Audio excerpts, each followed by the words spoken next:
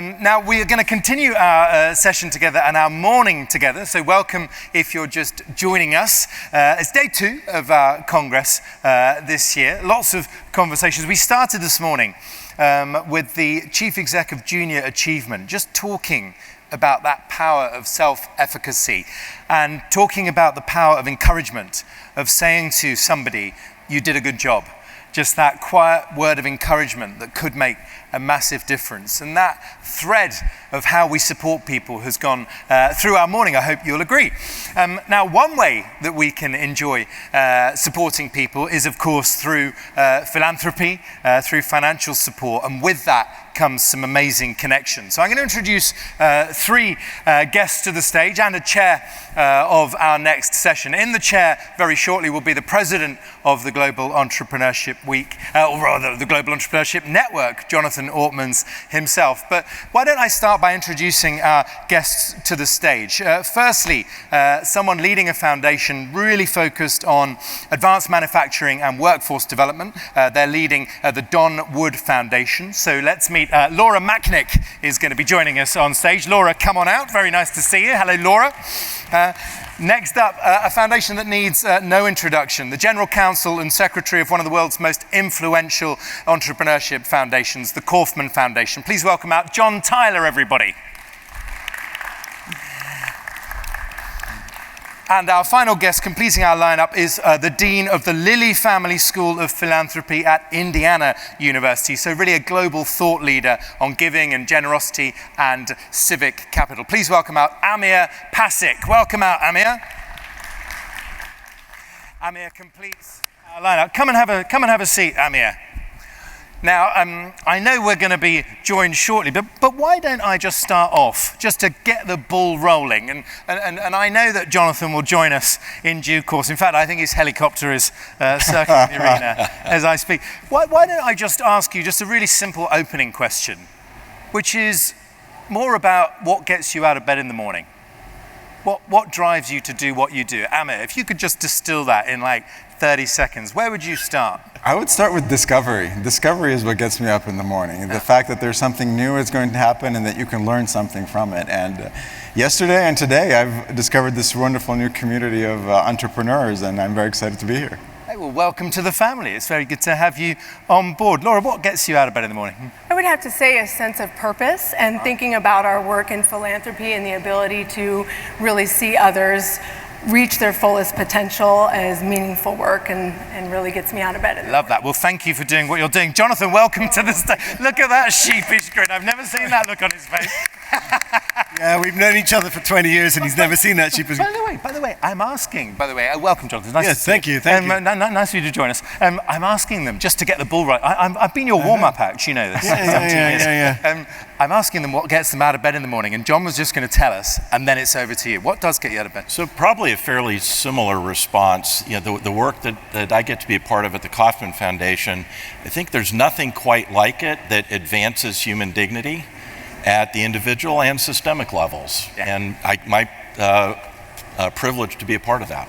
First class. And before I leave you and Jonathan in peace, can I just say on a personal note, if it wasn't for the Kaufman Foundation, we wouldn't be here today. The origin story of the Global Entrepreneurship Network and the week and everything that goes with it is thanks to the generosity of your organization. So kudos and thank you so much. I'll leave you in Jonathan's capable hands. Thanks. Yes, Ollie and I actually did a panel on foundations in the Middle East 2 weeks ago. So he was trying to usurp the panel from me, but great to have you here. Really delighted, particularly to have this discussion around people that understand this wonderful world of philanthropy. So I'd like to begin, however, maybe, and if you want to answer Ollie's question, you're welcome to do it. Oh, I did already. You already did. Okay, yeah. Wonderful. But I want to begin because one of the things that often is difficult for the international community to understand is this unique American phenomenon of somebody creating wealth in the United States, usually as an entrepreneur, and creating a private foundation whose mission is to make the path easier for other people in their lives. We often in Europe, families create great wealth and sometimes they keep it in the family. There's less of a sense. So how important is this concept of a private foundation? I'm going to start with you, John, if I can. Give a sense of we often say foundations are rather unique because they don't have customers, they don't have constituents, yet, and with the exception, I guess, of donor intent, they have this special freedom to do things. Is this a uniquely American thing, and why is it important? Well, I think that there's a tendency now, and you're not going there, but there's a tendency now, especially in the policy conversations, to define private foundations as of 1969, and to define them based on tax-exempt status. But the reality is that, Jonathan, as you set up, America has a long history of individuals creating wealth and then giving it away for the betterment of the community. Now, donor intent, so it's their definition of what betterment of community means. You can go back, before the founding, and the nature of community and communal, actually at the time, communal wealth raising, wealth creating, and then communal access to that wealth. But you also then go back to to folks like Stephen Girard in Philadelphia, who started his companies, came over from France, started his companies before 1776 here in the U.S. Now, Stephen's a kind of controversial character with some of his business, but a lot of what he did, he created the Girard School for orphans. Before he died in the mid-1800s, the Girard School is still around. You look at Ben Franklin and what he did to set aside money for Boston and Philadelphia, not to be touched or spent for 200 years. So this notion, I think that there is an ethos, it's not universal, even in the United States, but there is a strong ethos of recognizing, of entrepreneurs recognizing that they benefited, their companies benefited from their experience here in the United States, even with international businesses. And there is a desire to use that money to give back, to make things better in whatever ways they're conceiving of as making better. John Rockefeller, Andrew Carnegie are of course at the top of lists of when we talk about founding philanthropy. They did their work before the tax code, before there was a federal income tax exemption, and they believed that what they could do with their wealth can make communities better. So maybe I can sort of pick on that, whether or not we're talking about, as you say, the tax exempt status, structure of a private foundation, or whether we're talking about this tradition of charitable giving. How much does this more free capital, how does that influence what topics and issues that we discuss? How does it influence the subjects of the day? Is it our foundations leading and philanthropy leading us into this wide array of topics? Yes, please go ahead. Yeah, I think being an academic, there's so many angles to this that I'd love to explore. But let's stick with that. The agenda-setting power of foundations. The founder of our school, which is the only school of philanthropy, and as you saw from our president, IU, an innovative university, we're not afraid of doing the things that others haven't done before. So we're the only school of philanthropy, and we look at it with some depth. And the agenda setting of foundations has been quite remarkable. So when you think about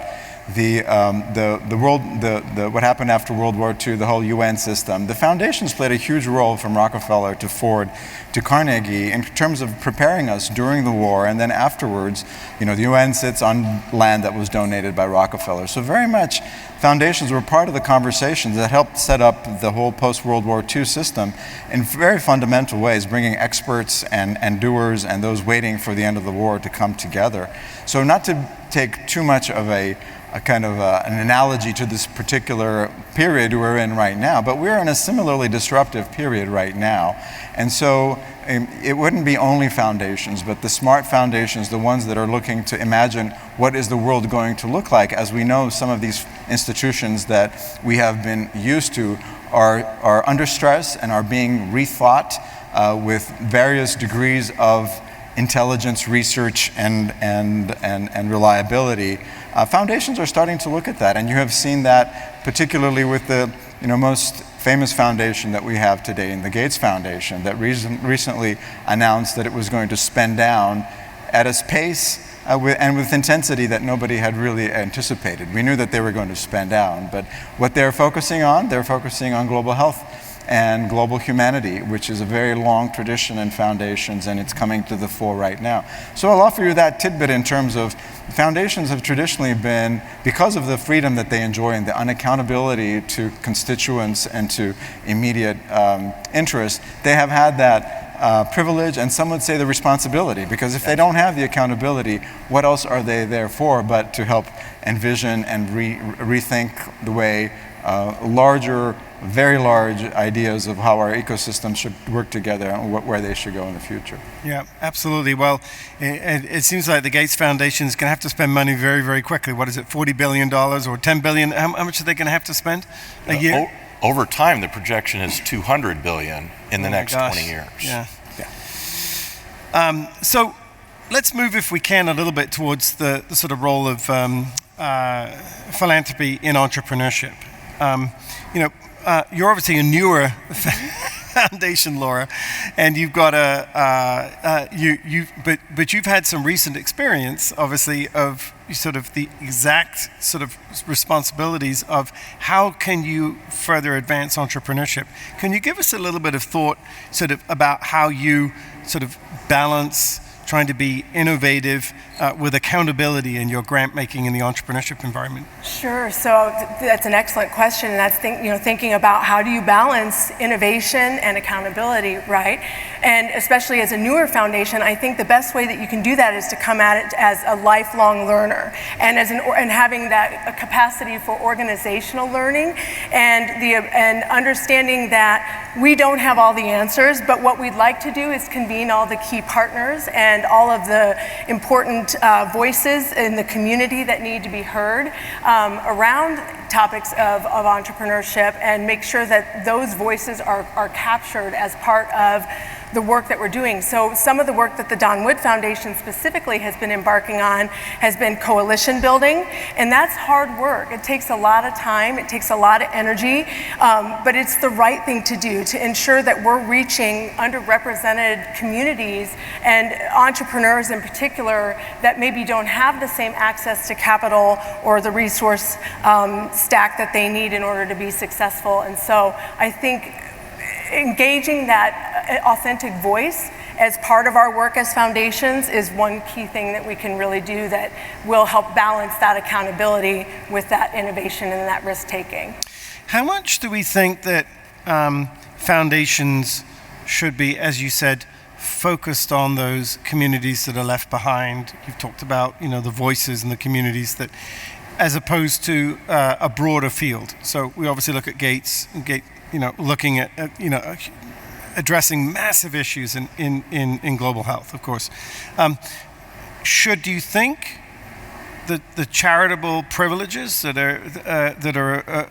is available there, should it be focused on the parts of society that others can't reach? Is that what you're trying to do I think that's a unique role that foundations can play, is reaching those members in our communities that need that additional assistance in order to have the wraparound supports to be successful as entrepreneurs and to reach that starting line, and whatever that is, whether it's mentorship or coaching or peer building, networking. There's things that foundations can do in our unique ability to convene cross-sector collaboration between public and private entities in order to help make those entrepreneurs more successful. Now, often when I talk to government, though, Laura, they tell me, often I talk to the State Department teams in certain countries, say, well, we have this unique convening role.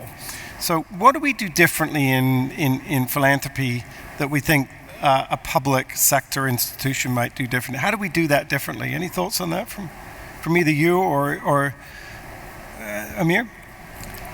Well, yeah, so foundations, people often think of foundations as sources of funding.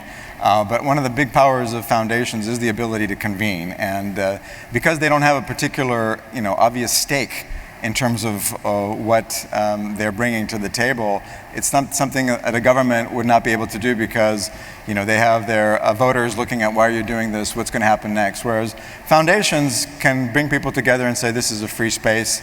And let's discuss, what could happen. Imagine yourselves in positions that remove you from your immediate interests and come up with, ideas for what could happen in the future. And foundations have been successful in coming up with then ideas that the government will come in afterwards when it's proven, when the risk, if you will, is taken away, and then invest in that. And one prominent example is, for example, in the United States, the Head Start a program that was educating underprivileged children at a very young age. And that over time has led a lot of governments then to realize the return on investment in terms of investing in those very, very early years that they were not accustomed to. And that's kind of a singular. So that started with a convening, and that convening led to an idea for investment. And those kinds of processes continue today quite robustly. One of the contemporary trends that is quite robust is collaborations, where foundations and funders themselves are coming together to de-risk the potential of putting their heads out there and then working together to learn together and to make an even bigger impact together. So that's a kind of a contemporary version of the convening power of philanthropy. So John, I know that at the Kauffman Foundation, you've tried to do that convening of foundations. I think there is the Entrepreneurship Leadership, the Foundation Leadership, EBLN, I think, the Kauffman put together. And I was wondering, how effective has that been for Kauffman? And then maybe a follow-up question, Amir, for you, sort of broadly about, is that been a successful impact in the entrepreneurship space of bringing foundations together and aligning? What came out of that experiment? Well, so the Entrepreneurship Funders Network, and Iffy, the executive director of the network, is here. And if you're interested in being a part of it, I encourage you to find me or anybody at Kauffman, we can connect you into it. But I think part of the beauty of that work was, so Kauffman, we made some phone calls to some folks who were funding in the entrepreneurship space in a variety of different ways, most of which were different than Kauffman's approach. And we were looking at, so here's Iffy. Here she is. So we were looking at, there are groups for education, there are groups for philanthropic affiliate groups, and why not entrepreneurship? Because there became a critical mass of folks in that space. So the convening was, how can we get together and share ideas, share networks, share resources, but nobody's driving anything. The agenda was share, and that was the extent of it. And I guess the agenda was share, and in the process of sharing, we all become better at what we do. Mm-hmm. So that's the end objective, but that doesn't mean everybody in EFN is doing the same things. And sometimes people are hearing different ideas, but they're saying, okay, not for us, but they're better informed. And sometimes people are hearing different ideas and going, yeah, we're in on that. So several funders will come together and work together. I would say EFN has been very successful as far as creating space for entrepreneurship funders to have easy conversations around awareness, but also difficult conversations, given certain aspects of environment. But I would also say there's still a lot more to do and a lot more opportunities. Entrepreneurship is not a homogeneous thing and shouldn't be a homogeneous thing. So how can funders continue to engage to make entrepreneurial communities, entrepreneurial experiences, the best that they can be for the entrepreneurs and the ecosystems that they operate in? Laura, how do you collaborate with other funders to sort of maximize impact? Is this part of your strategy? It's absolutely part of our strategy at the Don Wood Foundation. In addition to being members of EFN, as John has just shared about, we also collaborated at a more localized and regional level, which is really important because that ecosystem building is happening at that stage in terms of what are the needs of one rural county potentially doesn't maybe look the same as the metro Indianapolis area, for instance, or Fort Wayne area. So, understanding who can take on which piece of the puzzle in terms of what are the needs. And so having those conversations, those back channel conversations between funders and saying, this is the element that aligns with our donor intent, and this is the piece that the Don Wood Foundation can fund, but maybe another element around entrepreneurship is not something that's in our wheelhouse. We ask our grant partners to collaborate, so part of the philosophy is, should we not also be collaborative with members of the funding community broadly as well? Well, that's really important. I want to come to you from an academic perspective in this, and just to make sure we're all, aware of this. You have the great privilege of studying this. I think from us, coming from the entrepreneurship community, we're extremely interested in this conversation because, quite frankly, there's been a paucity of philanthropy in the entrepreneurship space. I imagine because most of them don't have experts like John Tyler that can figure out how do you navigate this question of being in a charitable mission that ultimately might create for-profit companies. And I think Kaufman's done that very well, because we all know that it's actually not about creating for-profit companies. It's, at the end of the day, you're creating the environment and the communities that will go out and solve problems. But I'm interested in talking about this a little bit from a sort of, from an intellectual level. Why haven't we seen more philanthropy focusing on entrepreneurship? When I look at Rockefeller and Ford, and I look at Gates, and I look at, Zuckerberg, across the board, all of these, most of our foundations in the United States were created by entrepreneurs, but there's very few. Here, we have great examples, but there's relatively few. Is that because I'm asking the question from a biased perspective, that I'm an evangelist for entrepreneurs, or is it just, is it also sort of a curiosity for you too?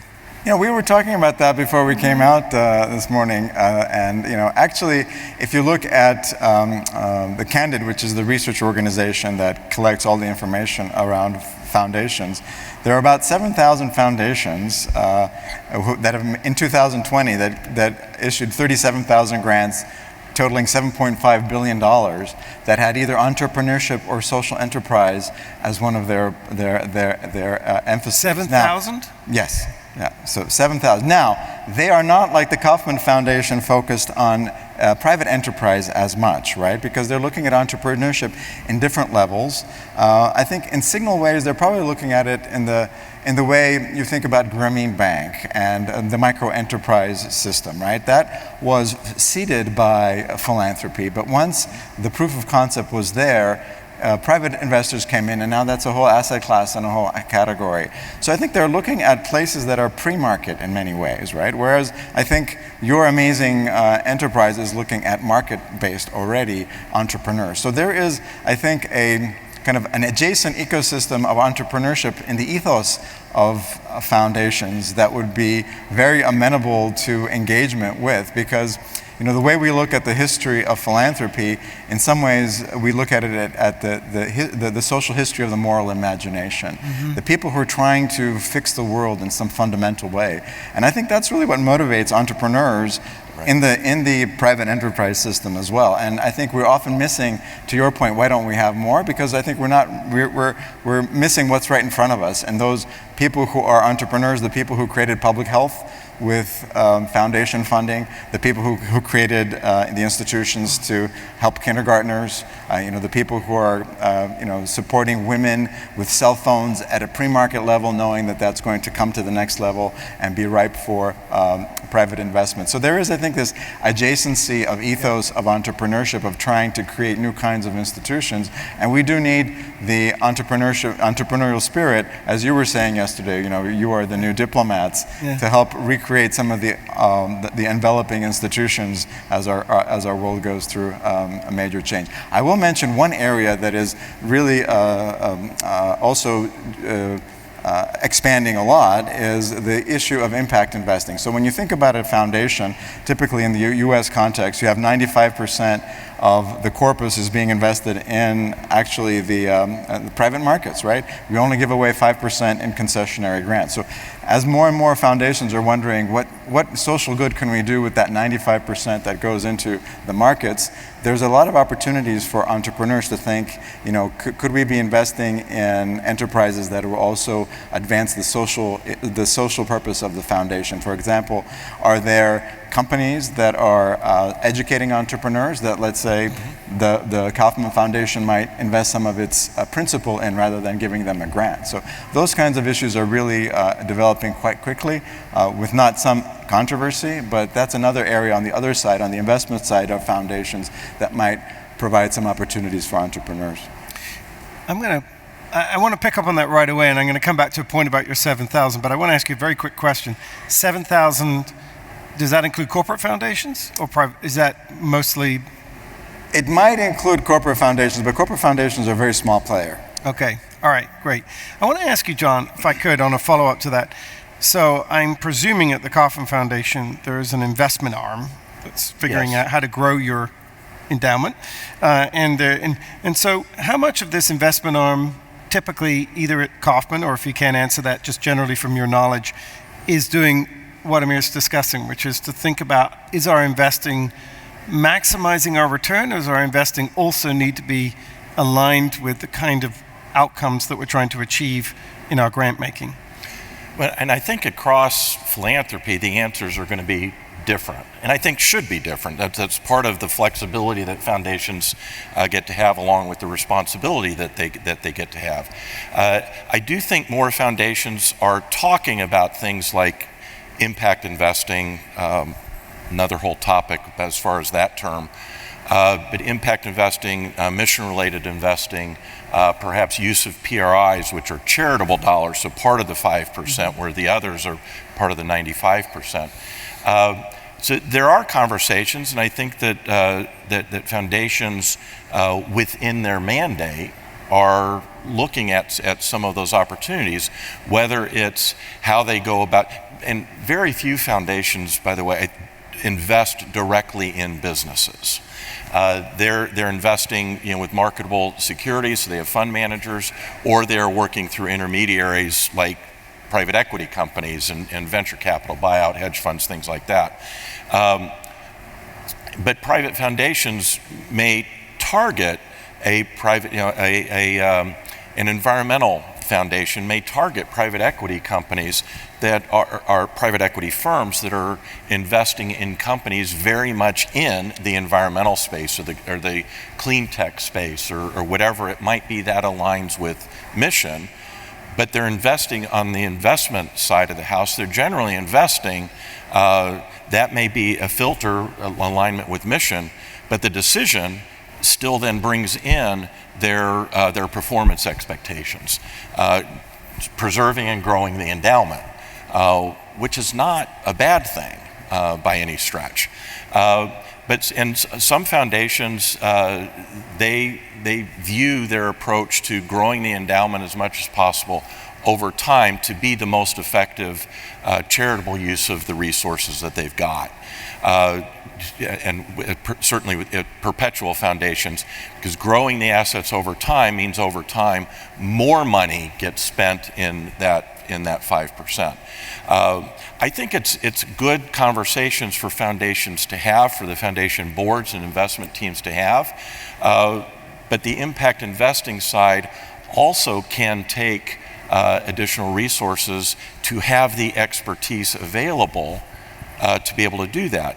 But with the foundation makes a decision to more closely align and more immediately align mission with the investments to whatever degree, get the expertise to do it, and then do it right. But be clear. Ultimately, be clear what your purposes are, what the alignment is, and be clear with who you're working with, what their purposes are and what their alignment is. Because too often, and editorializing here a little bit, too often in the impact investing space writ large, there's not necessarily that clarity, and then you end up with unintentional misalignment. Well, maybe this is another reason why all foundations should, at least, should we say, accelerate the entrepreneurship component of what they're doing, because to some degree, it may not be impact investing, but you're investing in your entrepreneurship mission by investing in, I mean, if you invest in companies, you're building companies. Laura, any thoughts from your side on the endowment side of things? I mean, on this growth and whether or not the impact investing, is part of your approach? So at the Don Witt Foundation, being a newer organization, we are, again, in a learning mode, and so we have not embarked on a journey in terms of doing impact investing to date. But what I can share is that we've had conversations about what would be the value of investing in Main Street versus Wall Street type of a mentality, and how would that potentially help uplift the ecosystem in which we are operating specifically to the Don Witt Foundation. Great. Well, that's wonderful. So I want to turn this around, if I can, and have a conversation with you all on behalf of the field, because when we talked about, for example, collaboration among foundations, I know when people heard that happens in the entrepreneurship space, there's a level of excitement because they're saying this would be great because we can align around what's working and what's not working, where the needs really are, and we can collectively communicate to a group of foundations that we hope that they will avoid redundancies among them. I don't know the extent to which, that kind of pressure ever comes from the field. But I know, for example, if you look at the ecosystem building communities and many of the people that are driving entrepreneurship, they're all, of course, hungry for funding to sustain their efforts over a period of time. They're all looking for longer term support. And I would say the other thing is important to mention that whether it's a piece because your ultimate mission as a foundation is about one particular goal, education or health, and we know that there's an entrepreneurship component of that, Right. or whether it's research, whether it's aligning on methodologies for data collection, or I know at Kaufman it was like whether it's figuring out how do we get to early stage angel investors 15, 20 years ago when Right. the angel investors didn't want to be heard from, they didn't want to be approached, but when they came from a philanthropy and said, could we bring you together? They trusted that, and they said, oh, well, this is a role. So we actually see there's remarkably important roles for the foundation to play, or for a collection of foundations to play. There's so many roles. How much, do we think, is it unrealistic to think that alignment can take place? Or is it because the donor intent and the management and of each of the foundations is so different, it's very difficult, to align that? Because we tend to think of this as, we know these are the really important things to fund if you really want to advance the field, and these things would be nice to have. And by the way, we're also getting money from public grants to do this, and we're getting money from this. So thoughts on that question? Amir, can I start with you? Sure, I think that's a wonderfully strategic way to approach it, and we're seeing that manifested in, you mentioned IFI, and that's in your space directly, but we also have other endeavors like Blue Meridian in the United States that is seeking to bring together funders that are focused on social mobility. You have Co-Impact out of Geneva that is looking at social innovation around the world, and that has the benefit also beyond the foundation world of bringing in high net worth individuals, because you will notice that after the Gates Foundation, we have not had kind of signal big foundations emerging from the people who have amassed the great fortunes that now define our current era. So there is a source of funding that is beyond foundations that are being part of these collaboratives, which is really one important function that these collaboratives have, and that they can bring in additional funding to the foundation model, which some people observing may say has kind of outlived its kind of interest to the newly wealthy. One important collaborative that has also been started by the Gates and Warren Buffett has been the very loose collaborative of the pledge signers, the people who have decided that they were going to give half of their fortune away.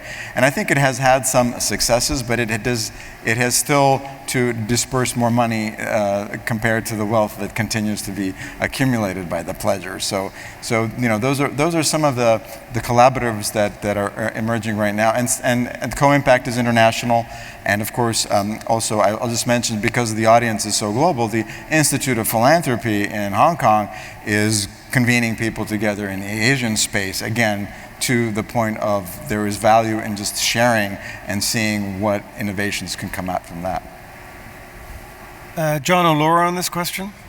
I think, our entrepreneurs in our communities are looking to solve problems, and so are philanthropists, right? And so I think taking that ability to look at how do we solve what are the most prevalent problems facing entrepreneurs and be able to wrap around the support. So thinking about how you build that with other funders, you asked Jonathan about donor intent. And I think that's always going to be an element, because we're legally and ethically bound to the donor intent of our respective founders at our foundations that we each are leading. But I think too, there's ways to look at how do we carve out, here's our piece in the continuum, and here's the element that we can do to help solve this problem. And then here's another area that Kaufman or that another foundation could potentially pick up. And it's taking the time to build those relationships that I think is really valuable at all levels. Yeah. John? So I would add that, and Jonathan, you said that entrepreneurship is a big, wide area, and wonderfully so. So then when it comes to a foundation deciding how to engage, including engaging with others, our resources are limited. Even the Gates Foundation's resources are limited. $200 billion doesn't go as far as it might otherwise. We have to prioritize, and we prioritize, I think, in the first instance through donor intent. Mm-hmm. But sometimes the donor's intent is, I want to do good. I want a just, verdant society. I want good things to happen in community and society. So then the board and management are charged with how do we prioritize. Mm-hmm. And that then becomes, I think, best informed by engaging with community, almost however defined, to figure out, okay, what are the opportunities that exist? I'm specifically saying opportunities rather than needs, because they are sides of the same coin. Who else is in this space? What are they doing? What can we learn from? What can we complement? By the way, what do we disagree with, and what can we be contrarian about? Which relative to government is a key role that foundations and charities serve. And I say that across administrations, across experiences. So much has happened because of the ability to be contrarian that has advanced society. We've learned things, we've learned more, and you gave a couple of examples earlier. But that comes from understanding the landscape, if you will. What the needs are, what the opportunities are, who's involved, what others' priorities might be, and how can we then fit. And by the way, what's not being thought about? Mm-hmm. From a Kaufman Foundation perspective, going back 17, 18 years, what hadn't been thought about was, what if there was a global network of people who are entrepreneurs and support entrepreneurs? And then, look what happens because you get the right people involved with it. Yeah. So it's not always looking at what's there. Sometimes it's looking at what's not there. And across that spectrum, there's still going to be gaps. But being intentional, being strategic, being thoughtful, there will be fewer gaps and there will be better engagement and insight. Wonderful. Well, I think this journey for the global community in understanding philanthropy and its appropriate role in building more efficient entrepreneurial ecosystems is maturing. We've had the great privilege. We have the Alan Gray Orbis Foundation, here. We're working with the MISC Foundation. You, of course, mentioned, the Hong Kong Institute. But we still think relative to the United States, it's still fairly immature. I think you might agree, Amir, it's still relatively immature outside the United States, or maybe just immature in the entrepreneurship field. My faculty are always skeptical about, there are important elements of philanthropy that are uniquely American, but generosity is actually global. And last week we came out with a research product called the Global Philanthropy Environment Index that looks at generosity in 97 different countries around the world. And as you were talking yesterday, I was wondering how that mapped across some of the entrepreneurial ecosystem that you try to describe as well. It's manifested in different ways. The notion of the foundation, you mentioned being in the Middle East, comes originally from the Waqf.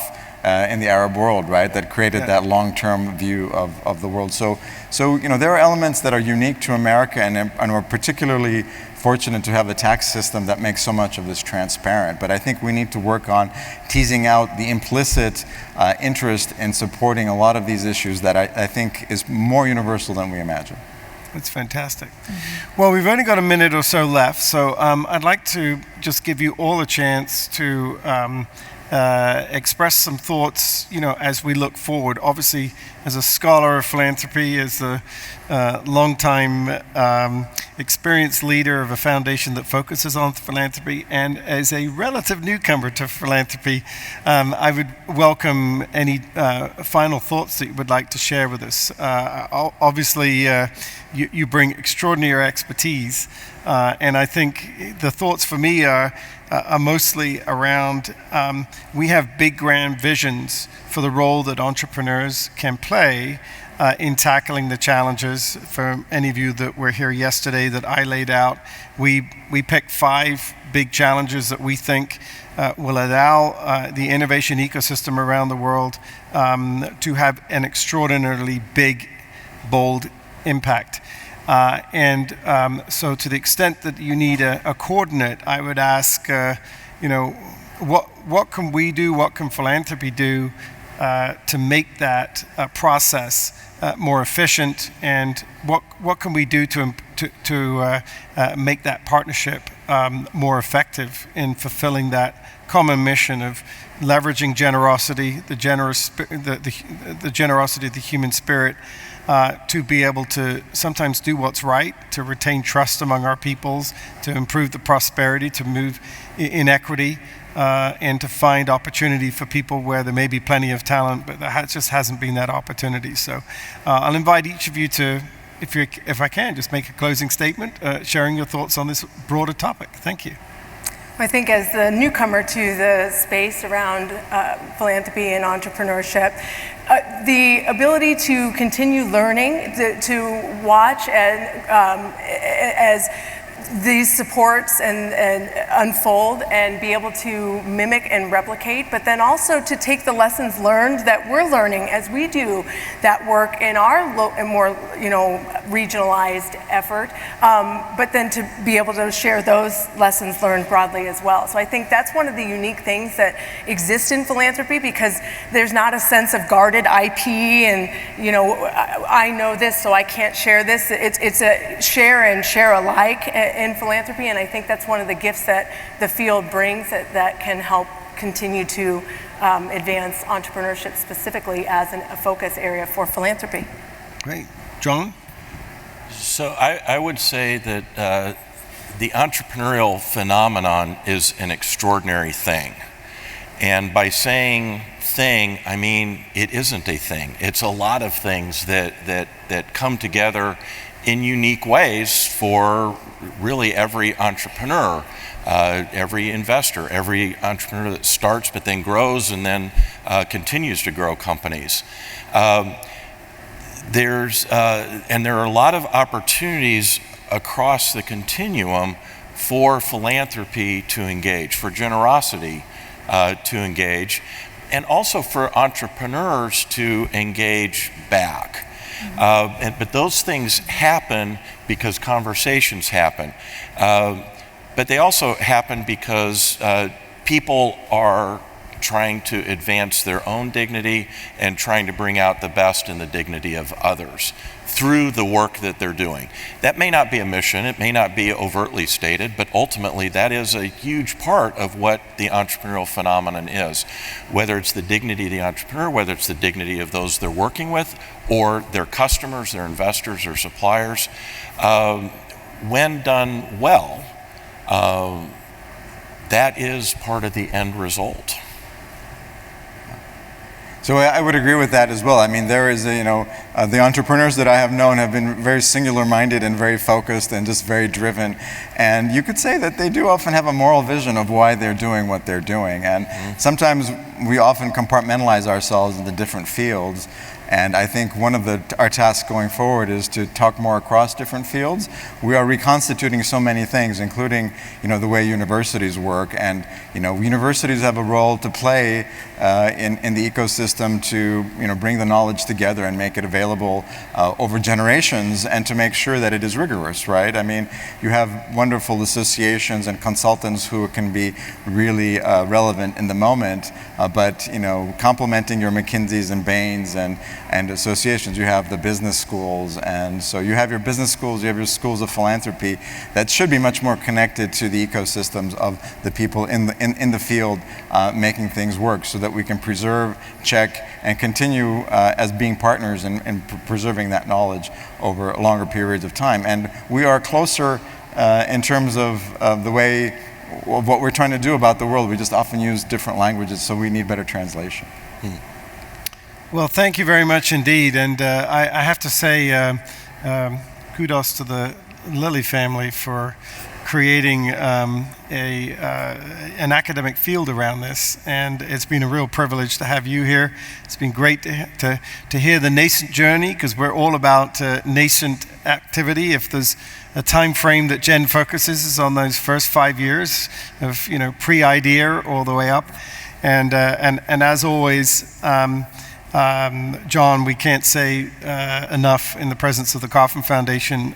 We have been a grantee of the Kauffman Foundation since 2008, and I would say that the communities that have built this community over the years really all owe it to the legacy of Ewing Marion Kauffman, a poor farm boy made good, figured out how to build a company, but then wanted other people to follow in his footsteps. So I hope that we can encourage more people to understand the power and performance of generosity in this effort.